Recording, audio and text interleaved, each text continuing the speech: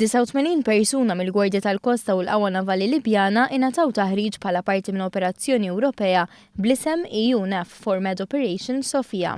F'ċerimonja fuq il-bastiment Saljan San Giorgio fil-Port il-Kbir, it-taħriġ tagħhom kien rikonoxxut uffiċjalment.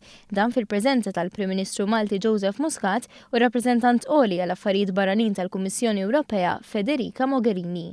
Joseph Muscat stenna li din hija prova oħra ta' kif summit bħal dak ta' Malta l-ġimgħa li għaddiet mhuwiex biss diskors. Il-kliem li ftemna dwaru l-ġimgħa l-oħra u Malta mhux qed jibqa' kliem biss.